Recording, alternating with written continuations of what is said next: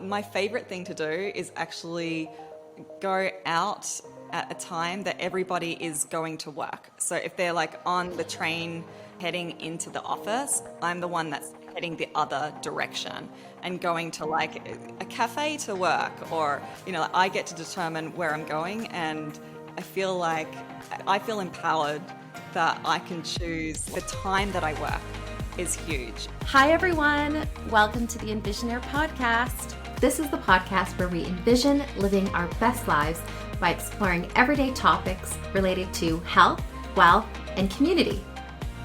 On today's episode, we will be speaking with Carmen Taubman, who will be speaking about living as a digital nomad, which is such an exciting topic as countries start reopening their borders and start to issue new visas to encourage digital nomads to live, work, and travel within their countries.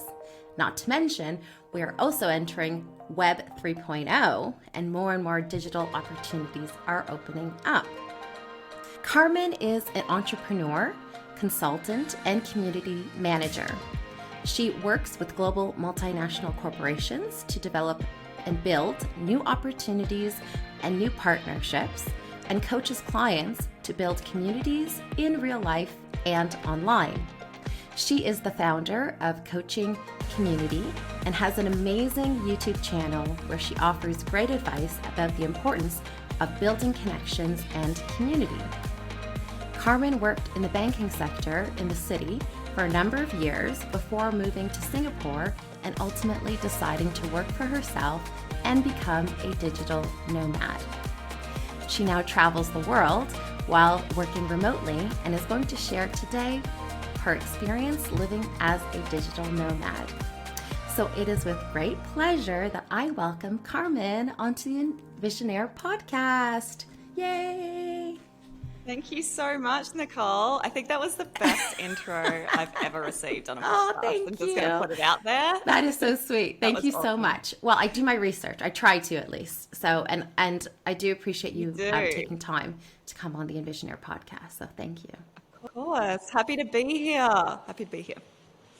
So, Carmen, I like to start by asking guests a bit about their background so our listeners can understand a bit more about who you are, what makes you tick.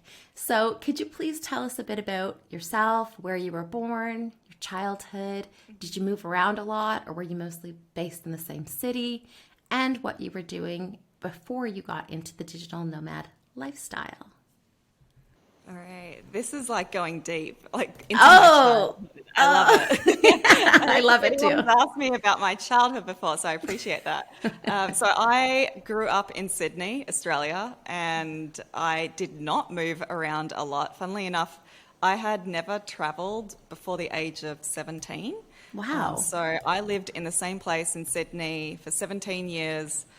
Grew up there, and then I was taken on a massive family trip around South America, and I turned 18 there.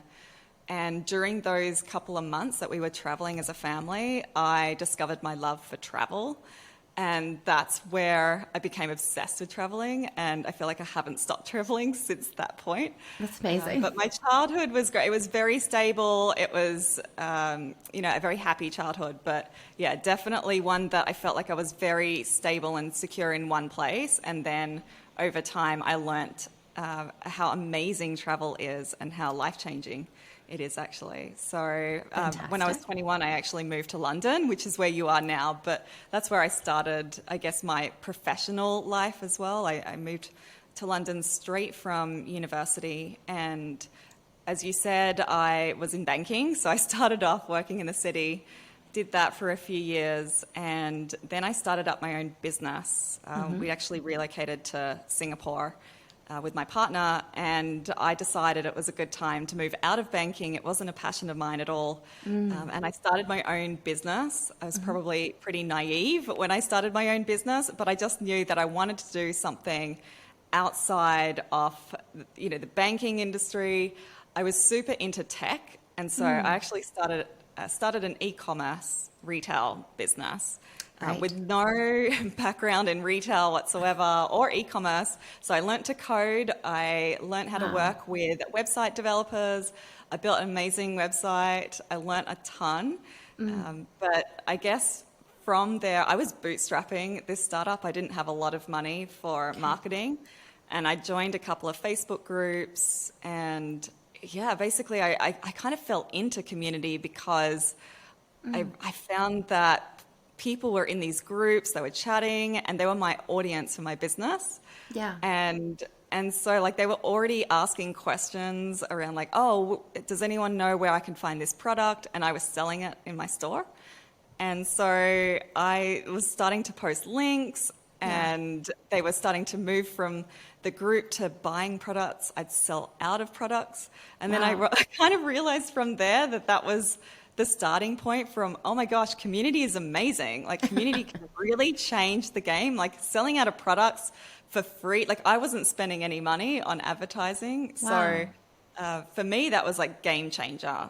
And I actually became way more obsessed with how do you build a community rather than how do I build an e-commerce retail store. Yeah. And so that was a huge pivotal change in my career because I decided to move into community full time. Right.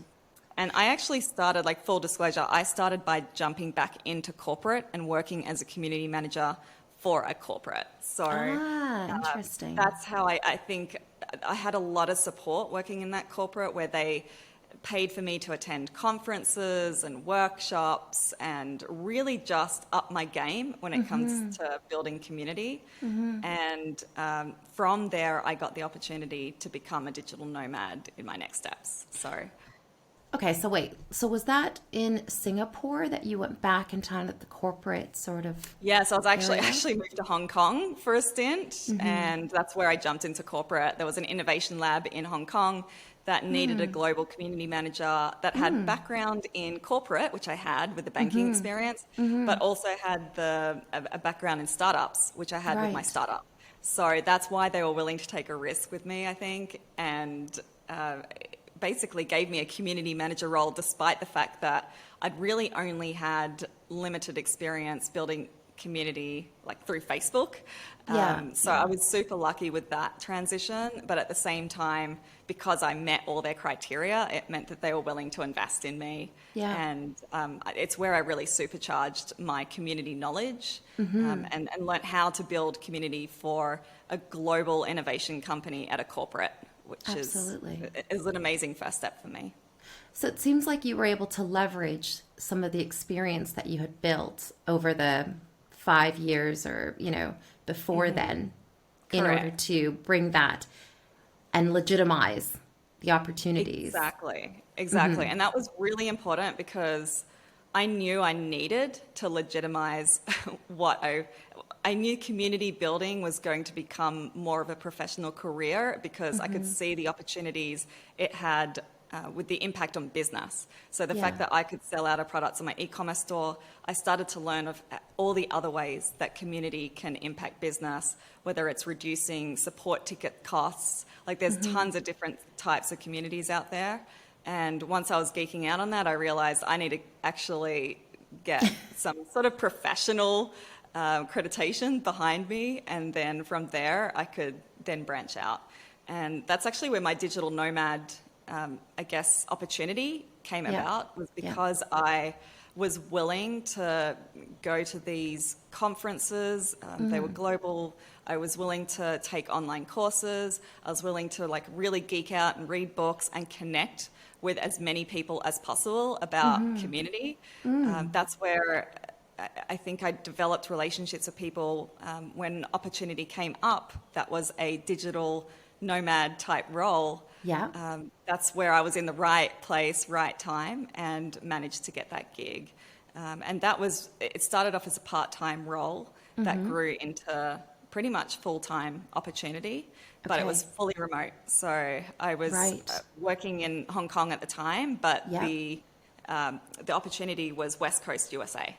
Wow. So crazy time zone differences, but it actually worked really well for me. So, and I was willing to do it because for me it was the first opportunity I had to look at how do I go from working in a corporate, which I knew long term I didn't want to do. I always knew that. I knew that this is a place where I could really learn a lot about community and I could do a lot for them, but it was almost like proving to the world that I could build community in a corporate environment or like in a big business environment where they had a lot of budget to spend versus me in the startup where I had $0, right? So it was a great opportunity for me to do that, but I knew that it didn't tick all my boxes. The fact that I had to go into a physical office and they didn't really bend too much with allowing me to work remotely. Like we would do work trips around the world and that would be amazing, but it was always, as soon as you get back, it was back into the office. It wasn't like, okay, you can work remote. Right. So I knew that I wanted to find a role that allowed me to travel and have that flexibility wherever I wanted to be. I didn't actually want to be in a physical office all the time. Well, that's very interesting. So I love the background because now I feel like listeners, the audience now understands. So you started in Australia, very kind of conventional lifestyle. In Absolutely. that sense, traditional. Yeah. Traditional. Yeah, traditional. And then it was the opportunity to travel with your family that prompted to South America, which is fantastic, prompted this travel bug in a way, right? Absolutely. And my parents have never forgiven themselves for doing that, by the way. Oh, They're like, we want our daughter back in Australia. What happened? Yeah, I can imagine. I mean, I like obviously myself being in the UK and originally from Canada. I know, it's hard sometimes for the parents when the children fly off, but it's a good thing. It's a good thing, right? It is. And now you're closer. Always supportive. They were supportive of that too. Yeah. Then you came to London after uni, and you worked in banking, very traditional kind of corporate setting. Super traditional. Traditional. Well, really good in a way because it was my, fresh out of the gate, and I learned how to deal with talking in a professional way and working in a professional environment and almost like the corporate lingo, right? Like I think that's actually, it's not a bad thing to be exposed to that because you do learn a lot of useful skills as well. Definitely. Yeah, absolutely. And training, amazing training, I'm sure. Yes. And but then you always kind of knew that this wasn't necessarily like the long-term lifestyle for you, the kind of corporate 9 to 5 or 9 to 9. Yeah. I mean, I was always like the terrible employee. Carmen, I doubt that. No, you're such a hard worker. I was always the person that was like, why are we doing this? Why are we having back-to-back meetings when most of them we don't even need to be here? So I was always the person that I'm just not a great long-term employee for a business. And I think that was something that over time I realized, and then almost like this introspection, right? Like, well, what is it that I'm not, what am I not getting here? Because all my colleagues were really happy to be in the corporate environment, and they were happy to, not really happy, I wouldn't say, but they definitely put up with it more than I did. And so I think it was that realization that I actually wanted to work in a different way. And from there, the digital nomad wasn't exactly around when I first started my corporate career. And it was only really later when we started to get more and more people that were earning a living from being online, and it didn't matter where they were based in the world as long as they had good enough internet. That's where I think finally I felt the place where I belonged. Yeah, no, that totally makes sense. I think I would love to dive into the digital nomad lifestyle and a little bit more. And I think it would be super helpful. I think most people watching this probably either based on the conversation so far understand that the kind of concept of a digital nomad, but for those that are just either joining or are still not sure, could you please provide your definition of what a digital nomad is? Sure. Well, I think there's many different types of digital nomads, but what I would say that they all have in common is they do not need a physical office location to do their job. And they make the primary source of their income is through online or Yeah. through being digital, right? So it's not like selling lemonade at a stand kind of thing, right? Like we're talking very much being online, selling either products or services, and Yep. deriving an income from doing so. Yeah. But in terms of where they're located, it's completely up to them. I would say the majority of digital nomads that I know are obsessed with good Wi-Fi, because to do their job, majority of us need a decent internet connection. Okay, right. And that leads to this idea of digital nomad hubs. Is that? Yes, I think so. And I think, to be honest, it can feel like a really lonely type of, I don't want to say job, but it's a lonely type of life in a way, because the great aspect about working for a corporate or working in an office is that you actually have a huge element of social activity that happens when you go into an office, right? Like you see your colleagues every day, you have water cooler moments. A lot of digital nomads actually work for themselves, or they just don't have colleagues, or maybe they do, but it's remote. And so, of course, you can connect virtually, but there is this element of, where are my people? Like, where can I go and hang out with other people that are in a similar lifestyle to me? We can potentially share stories, we can share tips, we can even share accommodation, and that reduces costs for some digital nomads. Yeah. And just, I think there's that need for belonging, right? So with digital nomads, that you've seen these hubs, like places in Bali and in Lisbon. There's just different parts of the world where, I guess, nomads have naturally congregated because they're looking for places that have low cost typically. Yeah. Because it's really, really hard, I think, for a lot of people to grasp how difficult it can be to earn money online. Yeah. Like it's for some, it could be that they really need to keep costs down. Yeah. And so you have places like Bali, for instance, where you can live a really, really great lifestyle, be amongst many others that are also in the same sort of situation as you. They don't have bosses that they have to report to every day in the office. They could have flexible hours. And so you can hang out with these people. You could go to co-working spaces with them and just develop even a social network for yourself, or a professional network. And so I think that's why you've got these hubs that have really come up, and they're so popular and they're amazing. I've been to the one in Bali, and the community element is so strong there. So Wow. Oh, that's amazing. That's cool. I think it's also because with the scene, like digital nomads are typically more open-minded to meeting other people. They're open-minded to opportunities. And because of that, you just have a real energy, and magic happens because of these types of people coming together and connecting. And do new opportunities tend to happen as well? Definitely. Lots of like collabs, or you'll have people that literally make money because they're Instagram managers, right? Or like their social media. And then you've got other people that are like selling product. And so if somebody that's selling a product needs social media managers, like that's just one of the many, many, many ways that you can collaborate together. That is cool. Right? That is cool. Yeah. I love it. Sounds amazing.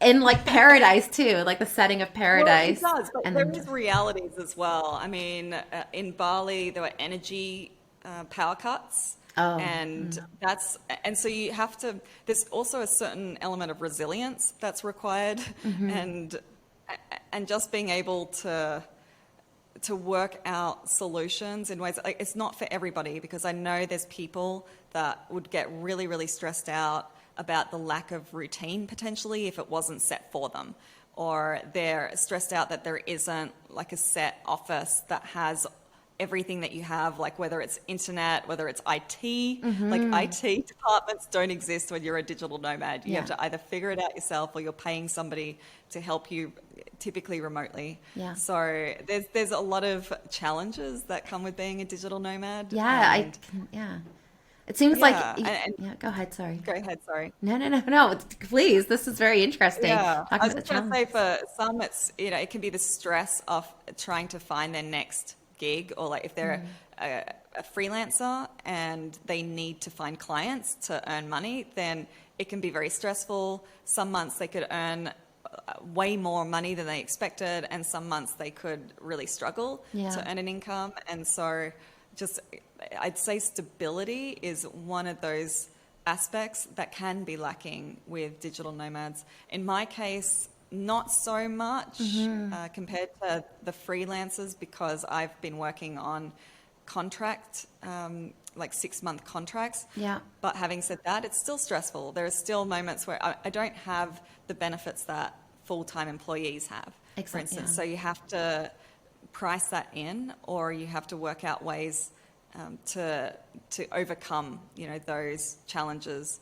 So, and IT help desk is something that I'll always appreciate with corporate, because there's so many times that something will happen, and if I could just call somebody and they just turn up, that would solve so many problems, right? So, well, that sounds that sounds like an opportunity potentially for someone listening who wants to be a digital nomad to help the digital nomads. They should have like one designated IT person. I bet you that person would actually make a lot of money. 100%. That should exist. Yeah, if it doesn't already. Oh dear. Okay, so we've kind of talked about some of the challenges that you've faced, or digital nomads tend to face, and obviously this would be stability and kind of this element of loneliness at times. I wonder about safety. Is that something that has ever really, either in your experiences, has come up, or that you know of? Because I have heard that digital nomad hubs tend to be generally quite safe, but I don't know if you've experienced anything differently. Yeah, there is. It's actually a really interesting question, because I think a lot of digital nomads will try to arbitrage the world, right? And they'll go and live in these lower cost, countries, and not necessarily where like safety is super high compared to other parts of the world. I know in Bali, for instance, there were a lot of villa robberies that were happening at the time that I was there, and that's where like people's laptops would get stolen, and like other goods that were considered high value in Bali, where they could just be sold off, like phones and laptops. And those are really essential items to a digital nomad. Like if you steal my laptop, I mean, obviously you work in the cloud and all these things, but it's an essential part of your office equipment. Absolutely. That it's really tough. So, and they have to budget almost, or have insurance, and there is definitely digital nomad insurance out there that exists. But even just budgeting for that, I as a solo woman as well, when I travel, I definitely have to be mindful of personal safety, and so I won't book, for instance, accommodation that is shared, just because I don't have to, number one, but I wouldn't consider doing that. Whereas I do know that there's some nomads that they do book, lower cost accommodation, or they book big houses where it's like shared co-living experiences. And that's, there's definitely elements where you have to just be more cautious about your safety if you're a woman. Yeah. No, that totally makes sense. I think that's an aspect maybe where young women who are going to be taking on that should be really mindful of that. But okay, so those are some of the challenges. What about the benefits of being a digital nomad? I mean, obviously we've talked about them implicitly, the fact that, freedom, travel, sounds amazing.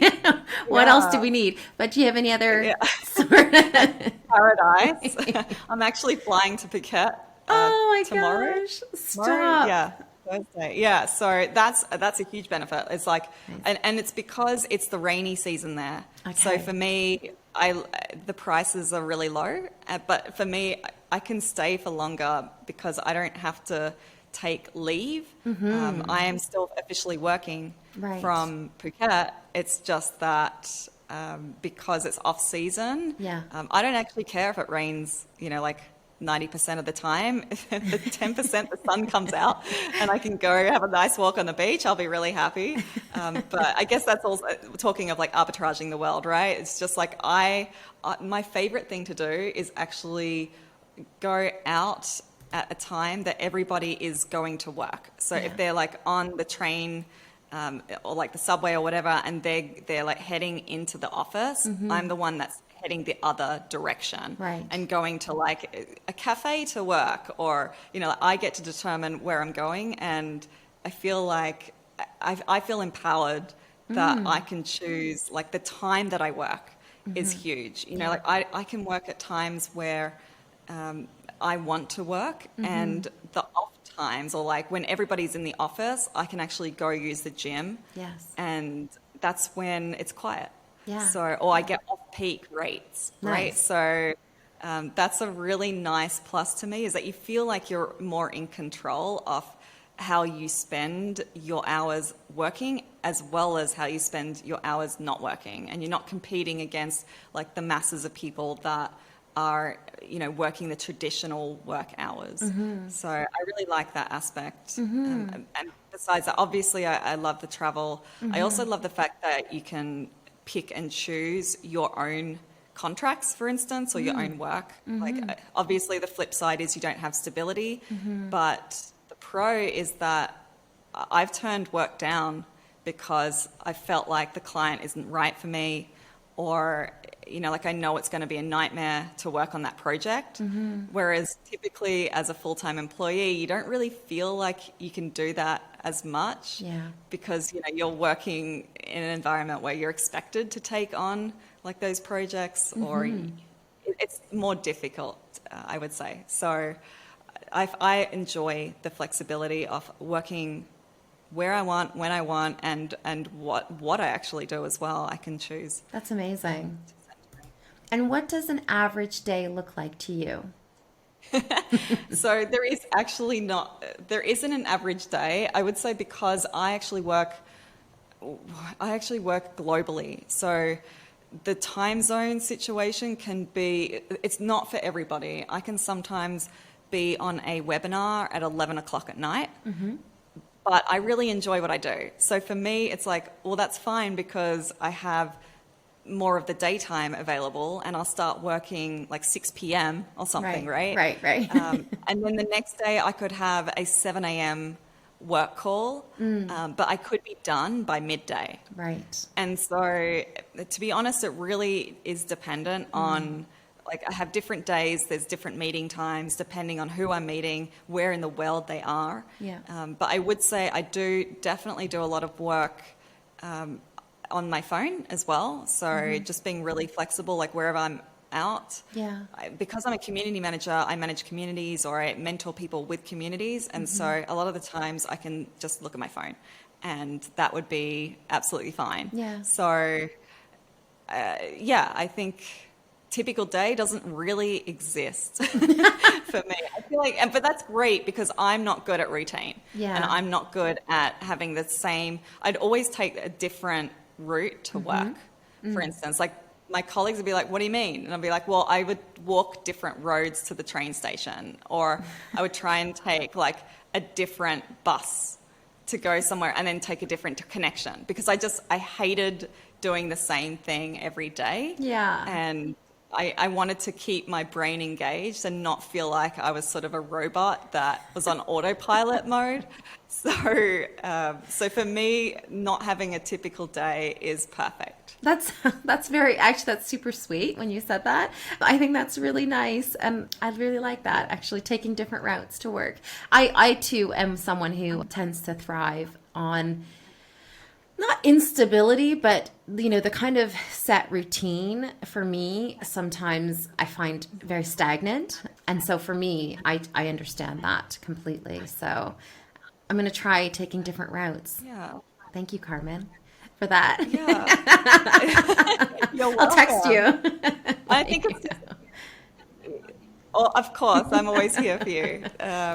But yeah, I think, and it's partially a reason why I started Community Coach as well, which is where I still work for clients, and I have my digital nomading. And one of the things that I actually started during COVID was this concept of like, how do you start a community for others? Because like just came to me during COVID. It was like, how do I actually build an online community now that we're all online and everything is virtual? People are kind of freaking out, right? They're like, I've had real life events and done community in person, but never done it virtually. And with Community Coach, it's really just a mentorship program with structure. And that was something that was completely new to me. I'd never mentored people before.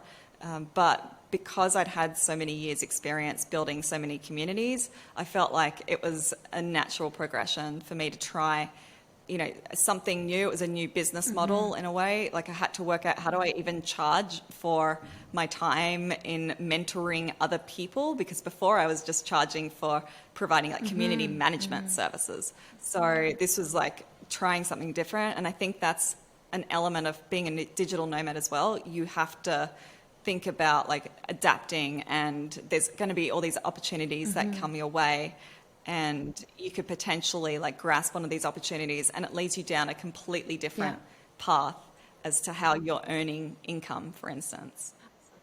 Absolutely. And everyone should go check out Carmen's YouTube channel because it's very, very good, and you will get further advice and learn a lot more about building a community. So I'm just going to say that. Well, we actually met on YouTubing, right? Like Nicole. Yeah, we did. We did.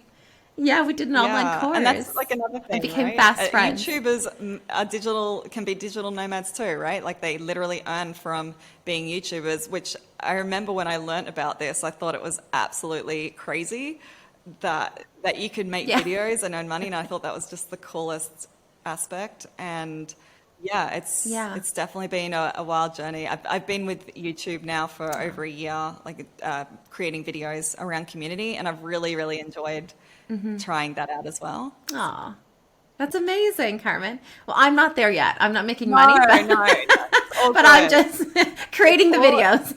And to be honest, sometimes it's nice to do things where it's not about making money, right? It's about like, for me, I really enjoyed the process of learning how to make videos, because I didn't know how to even edit a video before I started. So it's kind of cool to learn new skills.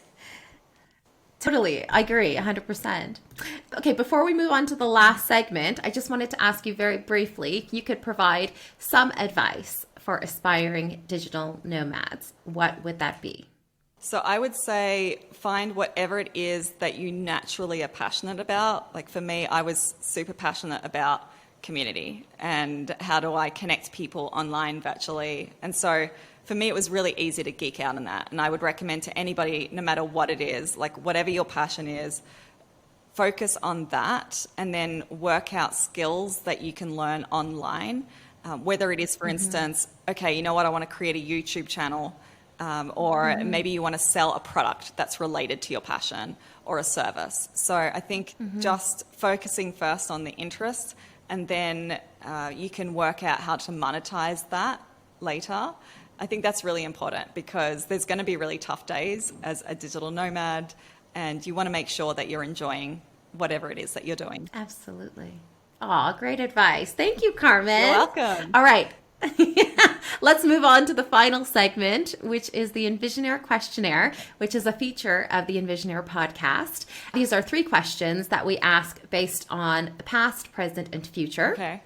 Let's dive right in. First question. Based on everything you've learned so far in your life, what advice would you give your 15-year-old self? Oh, I know. that's so nice. Sweet. Okay, what would I give my 15-year-old self?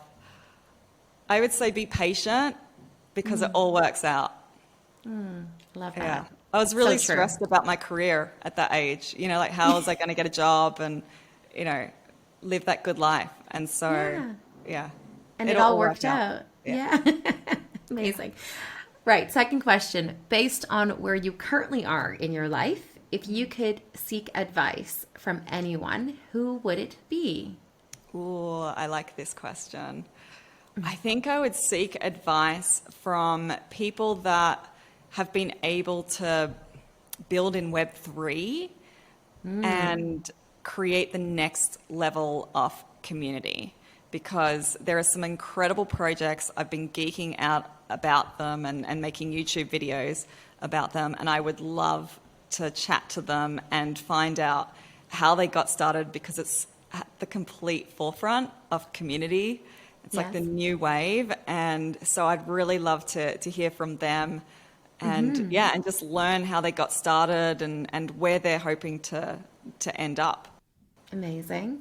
Very cool. Very cool. Thank you, Carmen. And the final question is, what's one goal you want to achieve in the next 5 years? Oh, okay. The next 5 years.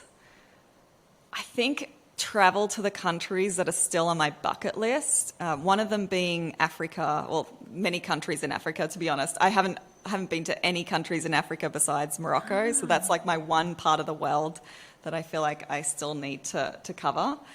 Amazing. And I'd really love to give back more. So I think, that's something that I'm thinking about a lot more. And obviously I've started with coaching others, to help them, even with their careers. I've been starting to do that. But just giving back to people that have been less fortunate. And I would love to do more of that and spend more time doing that, really. Well, you have the spirit of a very generous person, so I have no doubt that you will. Thank you. And I can't wait to keep track of all your adventures to Africa. So yeah, exactly. Safari, here I come, right? Yeah. Yeah, absolutely. Good stuff.